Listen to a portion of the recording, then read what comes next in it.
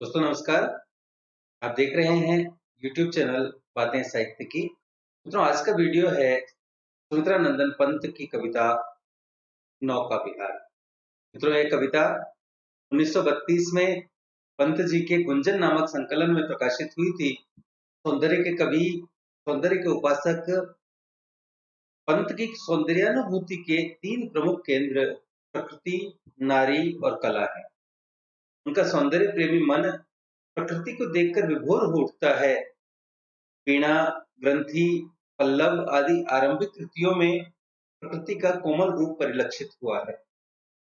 आगे चलकर गुंजन आदि काव्य रचनाओं में कविवर पंत का प्रकृति प्रेम मांसल बन जाता है और नारी सौंदर्य का चित्रण करने लगता है। पल्लव और गुंजन में प्रकृति और नारी मिलकर एक हो गए हैं। कल्पना के विविध रूप व्यक्तिवादी कलाकार के समान अंतर्मुखी बनकर अपनी कल्पना को असीम गगन में खुलकर विचरण करने देते हैं। मित्रों, पंत जी का प्रिय रस श्रृंगार है, परंतु उनके काव्य में शांत, अद्भुत, करुण, रौद्र आदि रसों का भी सुंदर परिपाक हुआ है। सुमित्रानंदन पंत के काव्य में कल्पना और भावों की सुकुमार कोमलता के दर्शन होते हैं। पंत जी सौंदर्य के उपासक थे। वे युग दृष्टा और युग सृष्टा दोनों ही थे। असाधारण प्रतिभा संपन्न साहित्यकार थे। छायावाद के युग प्रवर्तक कवि के रूप में आपकी सेवाओं को सदा याद किया जाता रहेगा। आइए मित्रों, चलते हैं आलोच्य कविता नौका विहार की ओर, जो कि उत्तर प्रदेश बोर्ड की कक्षा 12 की साहित्यिक हिंदी में तथा साथ ही साथ विभिन्न राज्यों की अकादमिक तथा प्रतियोगी परीक्षाओं के पाठ्यक्रम में सम्मिलित है। नौका विहार।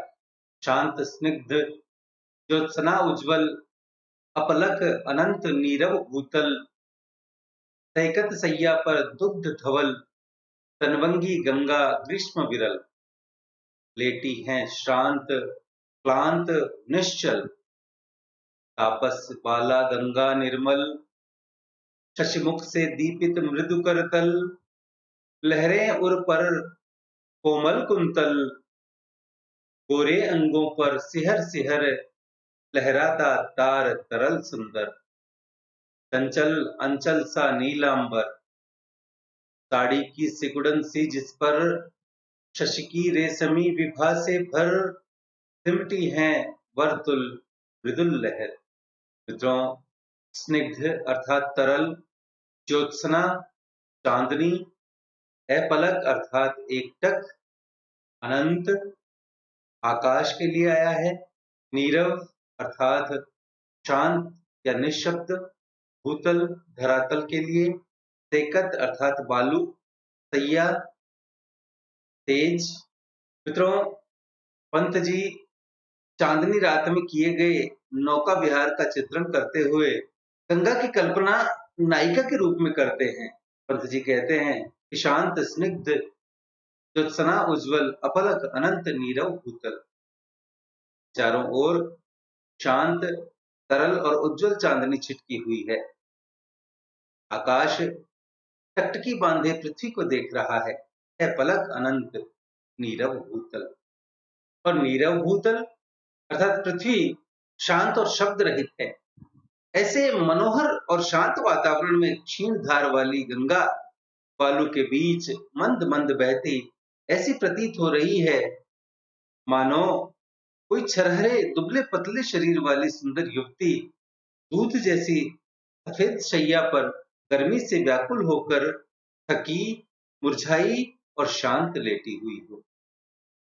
सैकत सैया पर दुग्ध धवल, तनवंगी गंगा ग्रीष्म विरल, लेटी हैं शांत क्लांत निश्चल।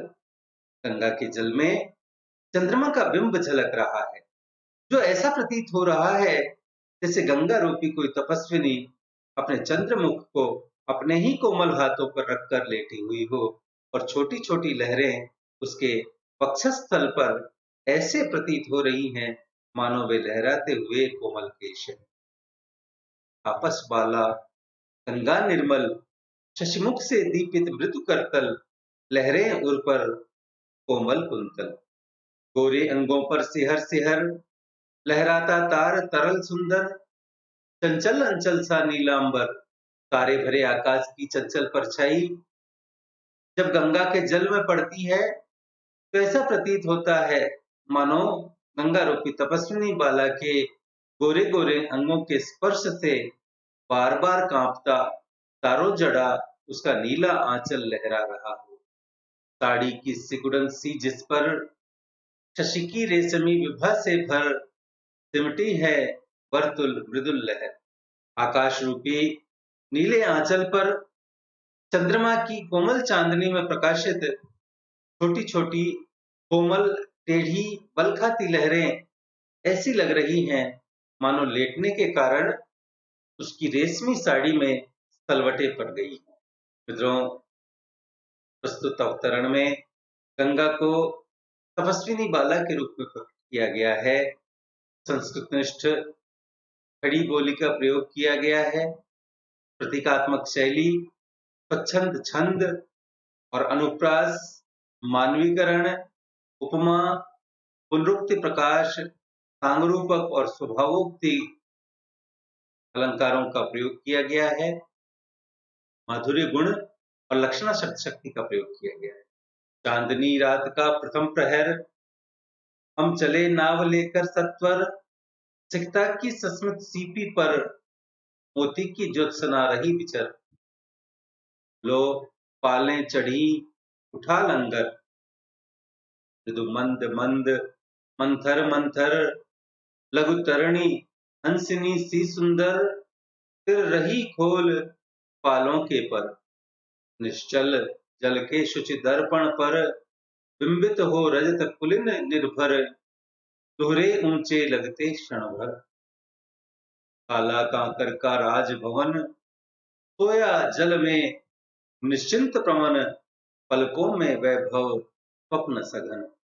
मित्रों, पंत जी कहते हैं कि चांदनी रात के प्रथम पहर में नौका विहार करने के लिए एक छोटी सी नाव लेकर तेजी से गंगा जी में आगे बढ़ जाते हैं।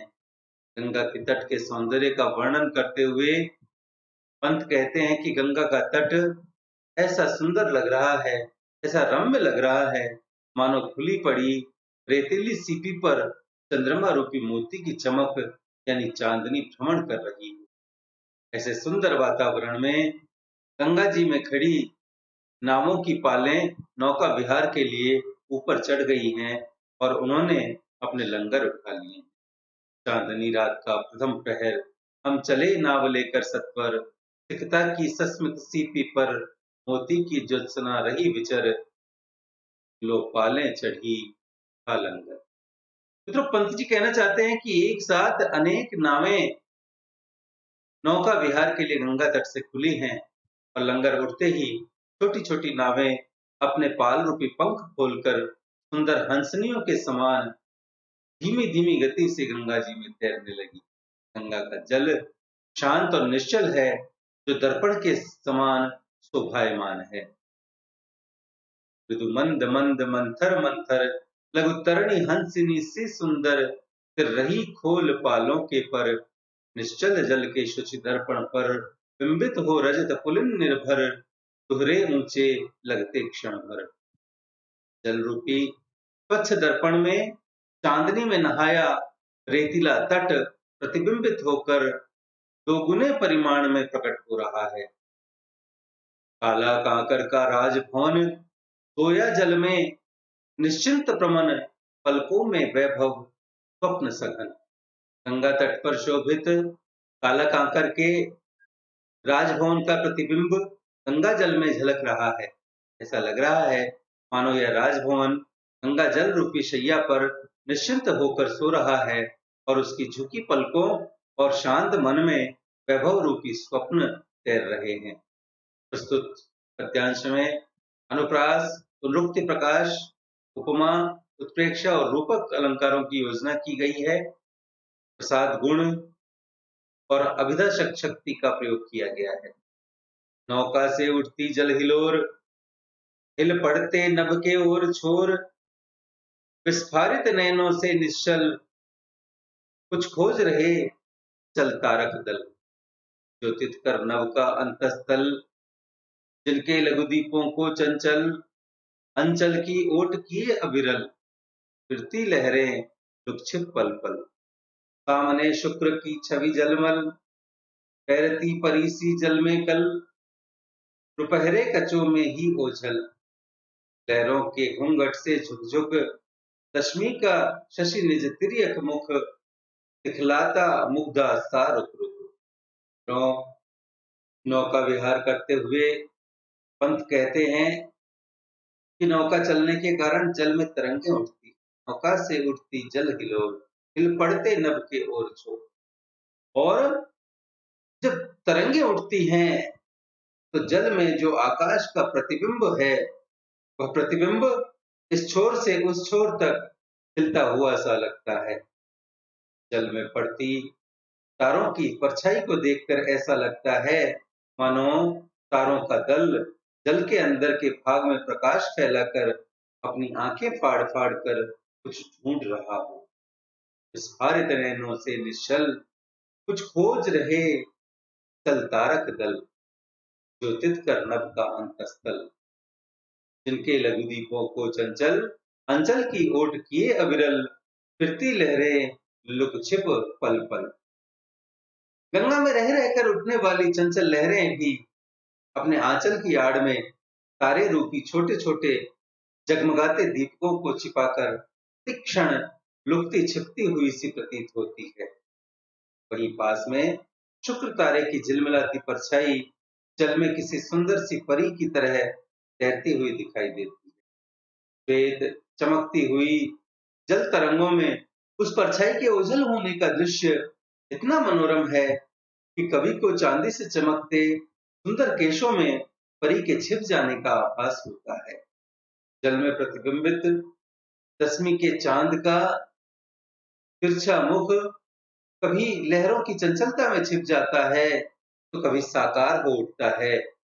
उसे देखकर कवि को ऐसी प्रतीति होती है मानो अपने ही रूप यौवन से मुग्ध होकर नायिका अपने मुंह को कभी घूंघट में छिपा लेती हो तो कभी उसे बाहर कर देती है। सामने शुक्र की छवि झलमल, तैरती परी सी जल में कल, दोपहरे कचों में ही ओझल, लहरों के घूंघट से झुक झुक, दशमी का शशि निज तिर्यक मुख, दिखलाता मुग्धा सा रुक रुक। मित्रों, उपमा रूपक, पुनरुक्ति प्रकाश और मानवीकरण अलंकारों की छटा के साथ साथ माधुर्य गुण और लक्षणा शब्द शक्ति का प्रयोग प्रस्तुत अंश में पंत जी ने किया है।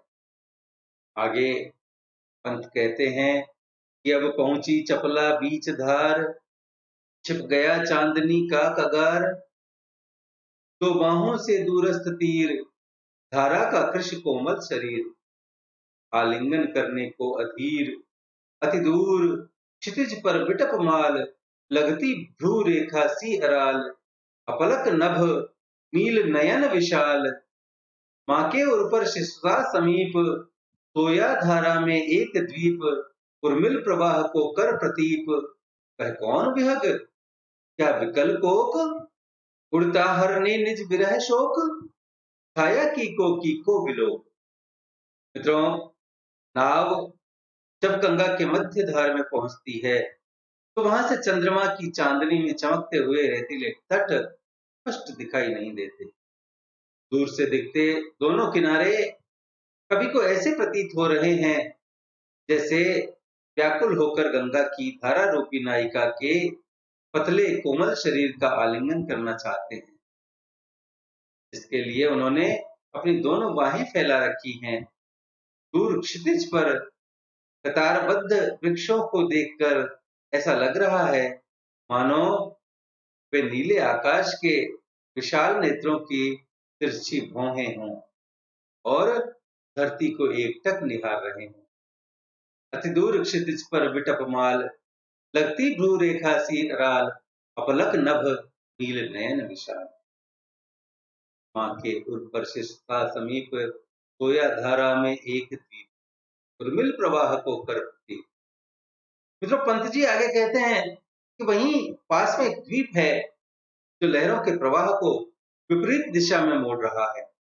गंगा की धारा के मध्य स्थित उस द्वीप को देखकर कवि को ऐसा आभास होता है कि जैसे कोई छोटा सा बालक अपनी माता की छाती से लगकर सो रहा हो। माँ के उर पर शिशुता समीप सोया धारा में एक द्वीप, उर्मिल प्रवाह को कर चुकी। वह कौन विहग क्या विकल कोक, उड़ता हरने निज विरह शोक, छाया की को मिलो। वहीं गंगा नदी के ऊपर एक पक्षी को उड़ता हुआ देखकर कवि यह सोचता है कि कहीं यह चकवा तो नहीं है जो भ्रमवश जल में अपनी ही छाया को चकवी समझकर उसे पाने की चाहत लिए हुए विरह वेदना को मिटाने के लिए व्याकुल होकर आकाश में उड़ता हुआ जा रहा है। मित्रों, अपनी सूक्ष्म कल्पनाओं द्वारा द्वीप और पक्षी का वर्णन करके पंत जी गंगा के सौंदर्य को अतिरंजित करने का प्रयास कर रहे हैं। मित्रों, अनुप्रास, रूपक, उपमा, मानवीकरण और भ्रांतिमान अलंकारों का प्रयोग करते हुए प्रयुक्त पंक्तियों में पंत जी लक्षणा शब्द शक्ति तथा माधुर्य गुण का सहारा लेते हैं। पतवार घुमा अप्रतनु भार, नौका घूमी विपरीत धार, डांडों के चल कर तल पसार, भर भर मुक्ता फल फेन स्फार, बिखराती जल में तार हार, चांदी के सीपों सी रलमल, नाचती रश्मियां जल में चल, रेखाओं सी खिंच तरल तरल, सौ सौ शशि सौ सौ उड़ झिलमिल, फैले फूले जल में फैनल। अब उथला सरिता का प्रवाह, लग्गी से ले ले सहज थाह, हम बढ़े घाट को सहुत्साह। संत जी कहते हैं कि बीच धारा में पहुंचने पर अथाह जल होने के कारण नाव के भार में स्वाभाविक रूप से कमी आ जाती है और इसी आधार पर पंत जी कहते हैं कि जब मेरी नाव गहरे पानी में धारा के मध्य में जा पहुंची और उसका भार अत्यधिक कम हो गया, तब मैंने पतवारों को घुमाकर नाव को धारा की विपरीत दिशा में मोड़ दिया। पतवारों के चलने से जल में काफी मात्रा में झाग उत्पन्न हो रहा है। इस झाग को देखकर, इस दृश्य को देखकर कवि को ऐसा आभास होता है कि जैसे पतवार अपनी हथेलियों को फैलाकर उनमें झाग रूपी मोतियों को भरकर और तारों रूपी माला तोड़कर जल में बिखेर रहे हों। चांदी के सांपों सी रलमल, नाचती रश्मियां जल में चल, रेखाओं सी खिंच तरल सरल। पतवारों के चलने के कारण नदी के शांत जल में उठने वाली लहरें चांदी के सांपों से चमकती हुई आगे की ओर रेंगती हुई प्रतीत होती है। चंद्रमा की किरणें लहरों पर पड़कर इस प्रकार नृत्य करती हुई दिख रही हैं जैसे बहते हुए जल में असंख्य सीधी रेखाएं खिंची हुई हों। एक साथ उठती हुई बहुत सी लहरों में एक ही चंद्रमा सौ सौ चंद्रमा और एक एक तारा सौ सौ तारे बनकर झिलमिला रहे हैं। लहरों की लतिकाओं में खिल सौ सौ शशि सौ सौ उड़ झिलमिल, फैले फूले जग में फैले। उन्हें देखकर यह आभास होता है जैसे गंगा रूपी खेत में लहरों रूपी लताएं फल फूल रही हैं। मित्रों, किनारे की ओर लौटते हुए कवि कहते हैं कि अब नदी की गहराई कम होने लगी है और हम लग्गी से पानी की गहराई का अनुमान लगाते हुए अत्यंत उत्साहित होकर घाट की ओर बढ़ते जा रहे हैं।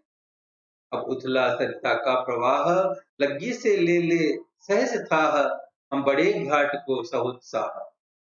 ज्यों ज्यों लगती है नाव पार, उर्मे आलोकित शत विचार, इस धारा सा ही जग का क्रम, शाश्वत इस जीवन का उद्गम। शाश्वत है गति, शाश्वत संगम, शाश्वत नभ का नीला विकास, शाश्वत शशि का यह रजत हास, शाश्वत लघु लहरों का विलास। हे जग जीवन के कर्णधार, चिर जन्म मरण के आर पार, शाश्वत जीवन नौका विहार, मैं भूल गया अस्तित्व ज्ञान, जीवन का यह शाश्वत प्रमाण, करता मुझको अमृत दान। मित्रों, प्रस्तुत पद्यांश के माध्यम से कवि कहता है कि जैसे जैसे हमारी नौका दूसरे किनारे की ओर बढ़ती जाती है, वैसे वैसे हमारे हृदय में सैकड़ों विचार उठते हैं। ऐसा लगता है मानो इस संसार का क्रम भी इस जलधारा के समान ही है। इस प्रकार धारा निरंतर बहती चली आ रही है। आगे बह चुके जल का स्थान पीछे का जल ले लेता है। उसी प्रकार जीवन का बहाव भी निरंतर है। जलधारा के समान ही जीवन का विस्तार शाश्वत है। जीवन का क्रम धारा की तरह कभी न टूटने वाला क्रम है। पंत जी कहते हैं कि आकाश का यह विस्तार शाश्वत है। चंद्रमा की चांदी जैसी हंसी अर्थात चांदनी भी चिरस्थायी है। लहरों का ऐश्वर्य भी निरंतर बना हुआ है। कवि कहते हैं कि संसार की जीवन रूपी नौका को चलाने वाले ईश्वर जीवन की गति में जन्म मृत्यु का शाश्वत कर्म बनाए रखते हैं। जीवन रूपी नौका का विहार निरंतर होता रहता है। कवि कहते हैं, चिंतनशील होकर मैं अपने अस्तित्व का सत्ता का ज्ञान भूल गया। जीवन की शाश्वतता का जलधारा रूपी यह शाश्वत प्रमाण मुझे अमृतत्व प्रदान करता है। मैं भूल गया अस्तित्व ज्ञान, जीवन का यह शाश्वत प्रमाण करता मुझको अमृत प्रदान। तो कविता संस्कृत निष्ठ खड़ी बोली में प्रतीकात्मक शैली का प्रयोग करते हुए लिखी गई है। प्रस्तुत पंक्तियों में पुनरुक्ति प्रकाश, अंत्यानुप्रास, उपमा अनुप्रास, रूपक और मानवीकरण अलंकारों की छटा देखने को मिलती है। सात गुण और लक्षणा शब्द शक्ति का प्रयोग किया गया है। तो मित्रों, यह थी सुमित्रानंद पंत की कविता नौका विहार, जो 1932 में प्रकाशित इनके संकलन गुंजन से ली गई है।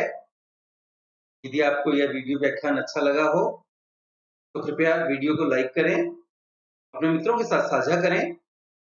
चैनल पर पहली बार आए हैं तो कृपया इसे सब्सक्राइब करें और बेल आइकन दबाकर भविष्य के सभी वीडियोस की सूचना अपने तक सबसे पहले पहुंचाएं। पीडीएफ तथा अन्य सहायता के लिए हमसे टेलीग्राम पर जुड़ें और देखते रहें बातें साहित्य की। धन्यवाद।